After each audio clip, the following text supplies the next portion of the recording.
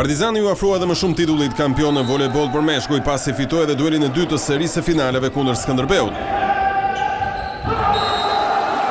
Mirë po, këtë herë, ndryshe nga suksesi le 3-0 në kryeqytet, sfida e dytë në Tamara Nikola ishte shumë më impenjative për të kuqt. Këta të fundit fituan 3-1 në 4 sete mjaft të rivalizuara. Korçarët fituan setin e parë pasi mbetejë vërtet me rezultatin e ngushtë 25-23. Mirë po, përgjigjja e miqve ishte konkrete dhe në setin e dytë suksesi ishte i tyri, 25-20. Për të ekuilibruar rezultatin e 1-1. Përmbysja e të besuarve të trajnerit Ylli Tomori u kompletua në 2 setet vijim përpos përpjekjeve të mëdha të skuadrës korçare. Fitoria në takimin e dytë e afron edhe më shumë me titullin Partizanin, ndonse për teknikun Tomori ende nuk është mbyllur asgjë, sepse loja e volejbollit sipas tij një kthesa të papritura. 2 finale, 2 fitume, mirë është, nuk është keq, por kampionati nuk ka marrë akoma.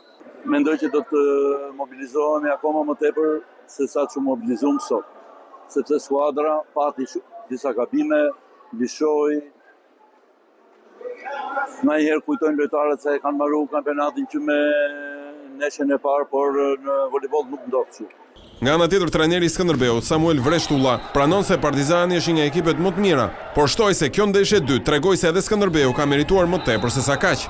Partizani është këtu për të mbrojtur titullin, kurse ne jemi prerë të parë pas 3-4 dekadash, kështu që eksperienca ka të bëjë normale. Unë do ta quaj surprizën më të bukur të këtij kampionatit Skënderbeu, pasi nuk e nisëm me këto objektiva pasi pam arritjet e fazës së parë, atëherë vendosim që të kishim të tjera objektiva. Takimi i tretë luhet në kryeqytet të dielën dhe Partizani mund të festojë titullin në fushën e vet nëse fiton. E nga ana tjetër, korçarët, të cilët u kthyen në finale pas 36 vitesh, po përpiqen të jenë një rival i denj për të kuqt.